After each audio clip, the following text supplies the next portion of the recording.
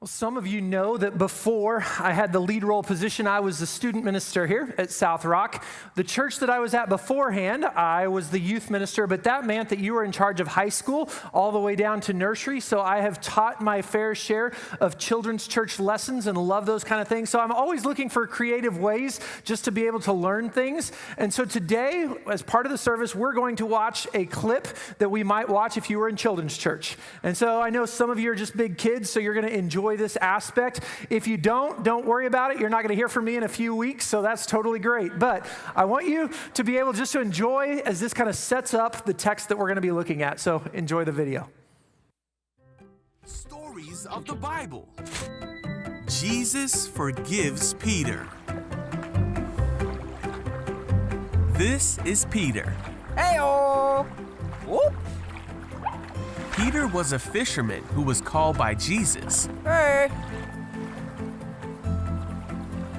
Peter saw the many miracles of Jesus, and he heard all of his teachings. When the time came for Jesus to die and take away the sins of all the world, Jesus had one final meal with his friends. During this meal, Jesus told his followers that the time had come for him to leave them. Huh? Peter asked, "Where are you going?"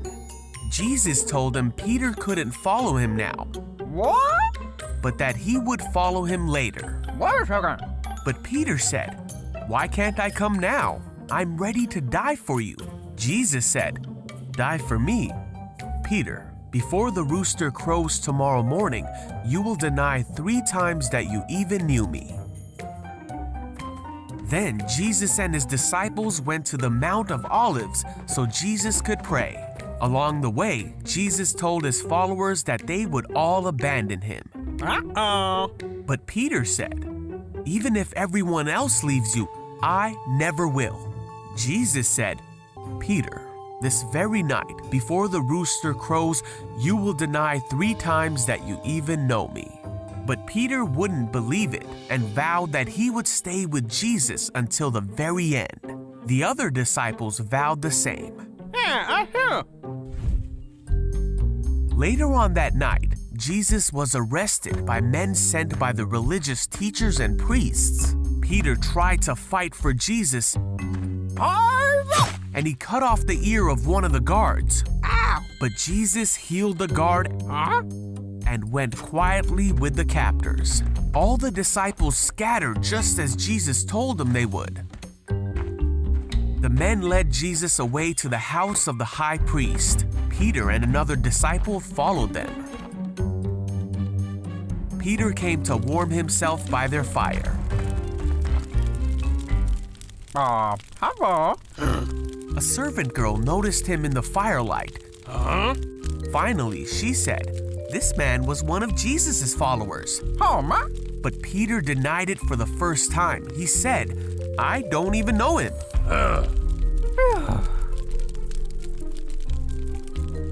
After a while, someone else looked at him and said, "You must be one of them." Oh. Peter, for a second time, said, "No, I'm not."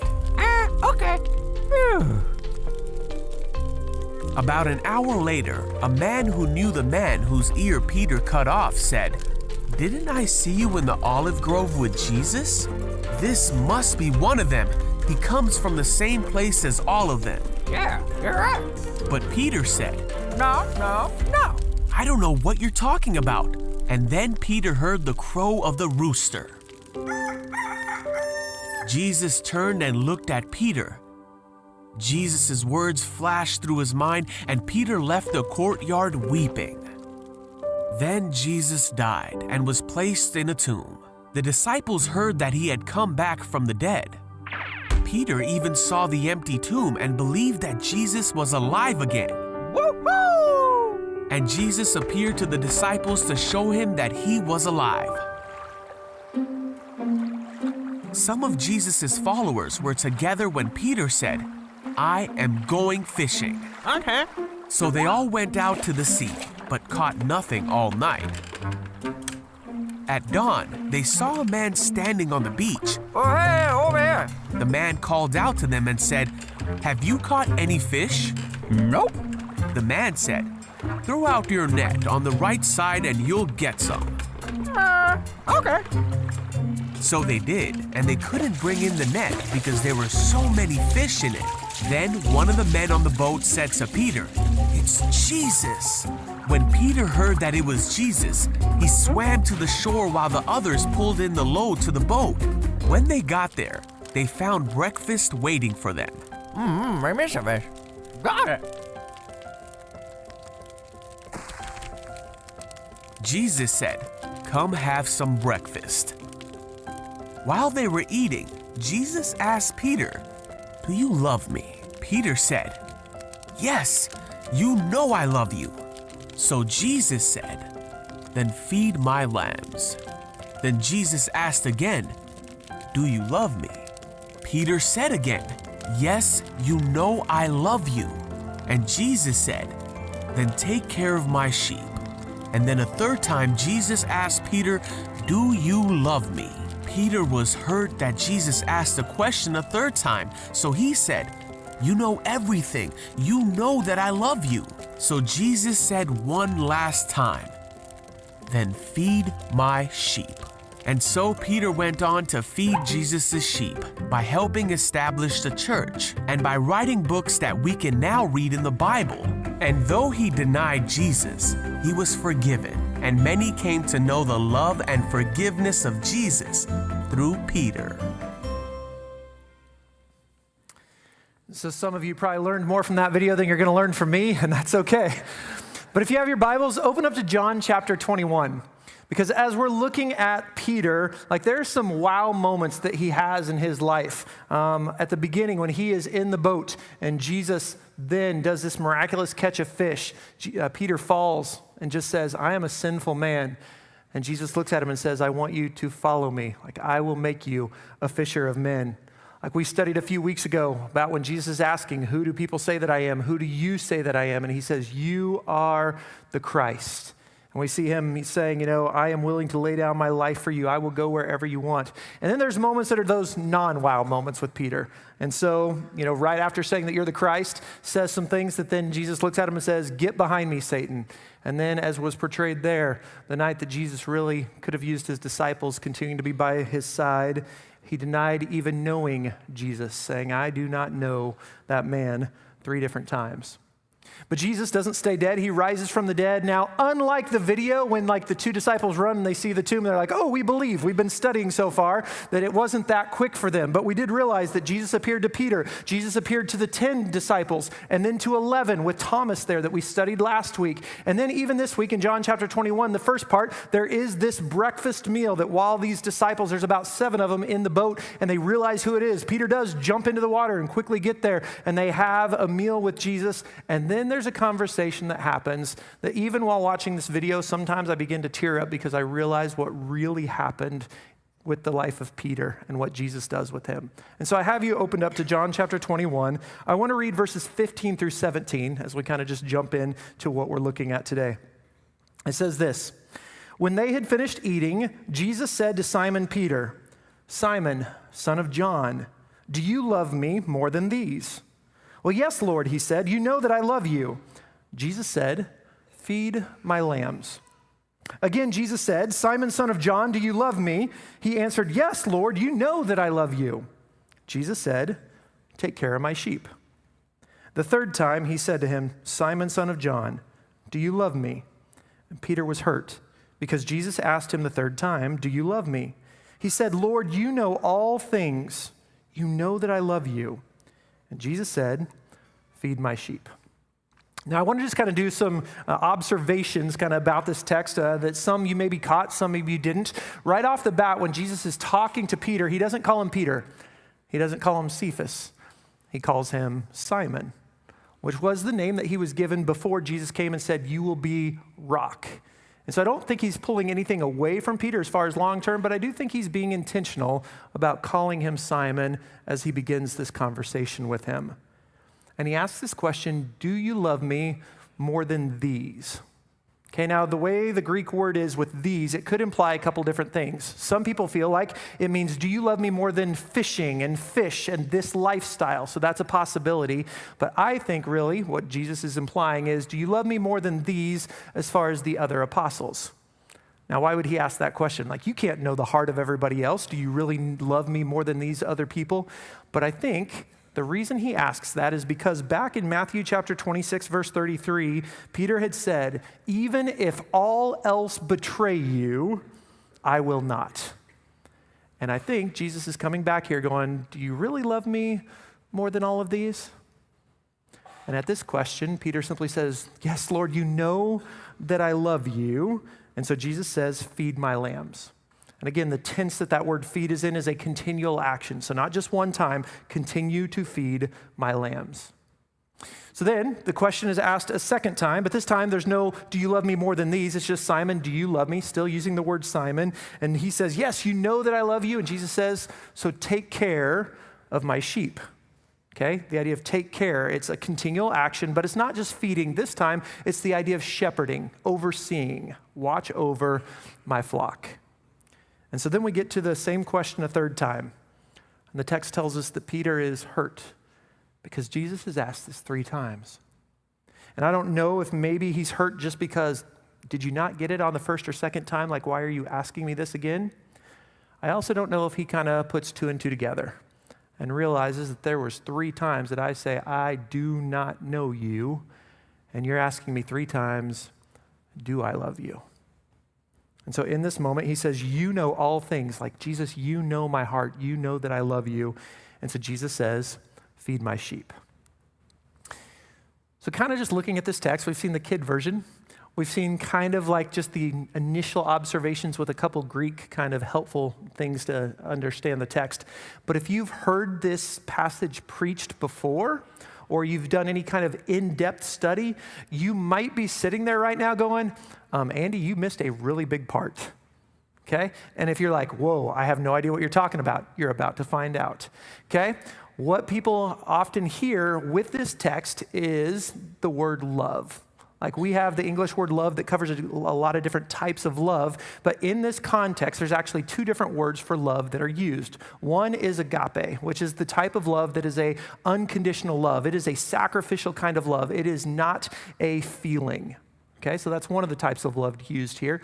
The other one is the word phileo. And so that is kind of like the brotherly friendship kind of love, and there's a warmth to it. And so both of those are actually used within our text. And so you may have heard someone say, when you understand that, that even adds more depth to the passage. So I want to explain that in just a moment, but I'm actually going to open your eyes to even more things that don't get talked about very often. And so we have a chart for you to be able to kind of follow along here up on the screen, okay? That will help you kind of know some of this Greek stuff. Some of you are like, yep, I don't care. That's okay. Enjoy the kids' video, okay? But for some of you, this is super helpful. The idea of love. If you look, Jesus says, do you love me? And the first 2 times he uses the word agape. Do you sacrificially love me? And Peter responds saying, I phileo you. I brotherly love you kind of thing. And then you get to the 3rd time where Jesus changes his word. And it says, then do you phileo me? And then Peter answers that, yes, I do. And so some people will tell you the reason behind all of that is that Jesus is trying to get Peter to even draw deeper in his love with Jesus. There's a definite possibility of that. Although I've also seen a couple scholars say, well, Peter's specifically using this word because he wants the warmth, not just the love out of duty. And again, I don't know either way, but here's a couple more thoughts before we dive into anything else, just as we're talking about this idea of love. That there are times that John uses both of those words actually to communicate the same kind of idea. Like, there's 2 times in John chapter 3:35 and John 5:20 where he writes that the Father loves the Son. One of those times he uses agape, and one of those times he uses the word philia. Or John also refers to himself as the disciple whom Jesus loved. 4 of those times, he uses the word agape, and one of those times, he uses the word phileo. And so, yes, there's a possibility that Jesus is trying to get Peter deeper in his type of love, but there's also a sense that maybe John uses some of those words kind of as synonyms back and forth, trying to communicate something. In fact, Jesus, when he was speaking, probably was speaking in Aramaic. And so here's John writing in Greek. And so how do I communicate what Jesus has communicated to Peter in this conversation? And so maybe that's why he uses a couple of those different words. Like, I'll let you kind of decide what you think on all that, but that wasn't the only word that was different. And so back on our chart, we see the idea of know, like you know that I love you. That idea of oida is an intellectual kind of knowledge, like you know that I love you, whereas the last kind, when Peter speaks that gnosko, that's more of an experiential or a personal kind of know. You know, you have experienced that I love you. You already saw the difference between feeding and taking care, the idea of feeding and overseeing, so we see the difference there. And then even the idea of sheep, like one word is for the little lambs and one is for adult sheep. And so you can dive into that as much as you want with the Greek words, but I wanted to point those things out to you. But here's the bigger thing that I want to point out. Like as we step back, instead of just looking at the trees, but you look at the entire forest, like the meaning and the purpose of this passage is clear. Like Jesus is wanting Peter to be able to feel forgiveness. He is wanting to restore him. He is looking at him and saying, do you love me? And if you do, then I want you to feed my sheep. Now, if we kind of just step away from the knowledge side, okay, the things of, hey, let me learn this, can we put ourselves in Peter's shoes and kind of understand the meaning, like how meaningful this would have been to him? Because again, I imagine sometimes it clicks, and being asked once, twice, the third time, do you love me, probably brings up those painful memories of when I did not do what I should have done as a faithful follower, as a friend, when I turned my back and I let fear win out. Man, that painful reminder, but even in this moment, Jesus is kind. Like, yes, Peter, you have failed, but you are still valuable. And even though I am gently chastising you, I want you to understand that you still have the keys to the kingdom. You are being restored, fully restored. And Peter then affirms his love for Jesus. And I also think that this probably was a big deal to the other disciples there too, because they see the way Jesus is interacting with Peter and probably squelches any kind of doubts that maybe they had as well. And so we see this idea, Jesus asking him, do you love me? And Peter says, yes, I do, and so feed my sheep. So let's read verses 18 and 19 just to kind of finish up the passage that we're looking at. So Jesus then continues saying, very truly I tell you, when you were younger, you dressed yourself and you went where you wanted. But when you are old, you will stretch out your hands, and someone else will dress you and lead you where you do not want to go. Jesus said this to indicate the kind of death by which Peter would glorify God. And then he said to him, follow me. And so in these two verses, we basically see that Jesus is saying, hey, you've gotten to do what you want, but there will be a time that you don't get to do what you want. What happens is you are going to be stretched out. And John even records for us that means that he is predicting the type of death that Peter is going to experience. That yes, you may have failed me in this moment, but you are going to be faithful up to the very end. And if you look at history, somewhere between 67 and 68 AD, under Nero, Peter was crucified. Like there are multiple sources that tell us that. Now there's also tradition, and it's found in one source, that Peter, when it was time to be crucified, he didn't feel worthy to be crucified the same way that Jesus was, and so he requested to be crucified upside down. And there's a chance that definitely happened. It was found in the Acts of Peter, and there's some legendary stuff in there, but there's also some historical cores to that, and I will tell you that tradition has kind of believed that. And so Peter was stretched out and faithful to the end. And in fact, by the time John wrote this letter, Peter had already been killed. And so even in this, I think John explains to people this was said already, this is going to happen, and so we see it played out. And at the very end, Jesus looks at Peter and he says, follow me. I still want you to be a fisher of men. And if you're to continue on the context reading, we're not today, you'd see like Peter then goes, well, what about John? You know, if this is going to happen to me, and so there's a context there. But what I really want to do is look at this in light of Peter and his life. And so here's what I would just tell you, looking at this text, 5 short verses, some things that I see. The first word would be the idea of forgiveness. Like I see forgiveness here that Jesus offers to Peter. In fact, it's done with a visual representation. That for each time you said these words, now I'm having you say this. Now understand, that doesn't mean that forgiveness is works-oriented, okay? It doesn't mean, okay, if I do enough good things, I'm gonna offset the bad. That's not what happens, but I think Jesus is helping him to realize you are fully forgiven. And I want you to understand that you are still loved. I see forgiveness.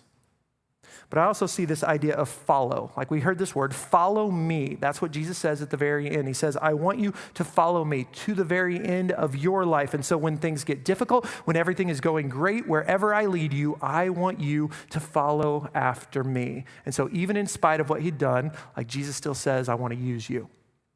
And then the other word that kind of just jumps out is this idea of feed. We looked at feed my sheep, my lambs, take care of them. You still have a job to do. Like, even though you are with me, I am calling you to care for the flock, to help lead the church. That's what I'm entrusting with you. And so then, if I just think about us, those three things are still really important to us today. If we talk about that word forgiveness, every single one of us needs forgiveness.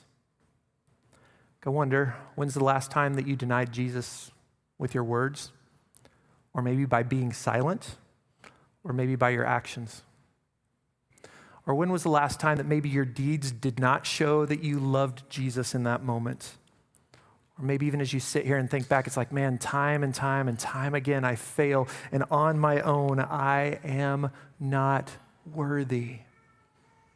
And yet, Jesus says that you are still loved. It is not performance-based. You are still loved. And if you have chosen to receive my forgiveness, the God of the universe is not against you. You get to live in freedom. So I see that idea of forgiveness being huge, but I also see the word of follow and the idea that you and I, we still have a call to follow, that we are to be with him, that we are to be his child, that we are to be his disciple. That means a learner, that we are to obey, not just sit on the sideline, that we are to do that all the way up to the very end of our life here on this earth. And I wonder if Jesus came and sat right next to you right now and looked at you and said, do you love me? What would your answer be? Is it a yes? Is it a no? Is it a maybe? I'm kind of sometimes. You know, if we're talking about this idea of following, my question to you is, are you still faithfully following? Or even maybe today, do you want to choose to begin following after him? Because that's the call to every one of us. The last word is the idea of feed my sheep. And I get it, that probably none of us, God is going to call to be the entire leader of the church worldwide, all that kind of stuff. He may not even call you to be the leader of a church or be on a staff in ministry at some point, although I wouldn't rule it out. Sometimes we do that. There's no way God could use me that way, but sometimes he wants to. But I will tell you that every single one of us, he wants you to serve. He wants you to be his hands and feet, to be the light in a world full of darkness. You know that Great Commission at the end where he says, go and take this to all nations? That is not just for paid ministers. That is for every one of us who have said, yes, I want to follow. And so you and I, we are saved not by the works that we do, but if you look at Scripture, we are saved to do good works. Because of what Jesus has done, we should go and help others. And so will you encourage the brothers and sisters in Christ? Will you share the gospel with other people? Will you feed his sheep? I'll just tell you, as we read these 5 verses, like, it's kind of easy to connect to Peter. Like, I see this passage here that is both humbling and yet amazing. Humbling in the fact of being rebuked for the choice that you did, but man, at the exact same time that you are restored. And Peter standing in front of Jesus, I'm sure just hearing this idea that you are loved and you are forgiven. You are wanted. And now you're also being sent. In those same words, Jesus could come and sit and look directly eye to you and say, you are loved, and you are forgiven, and you are so wanted, and I am sending you.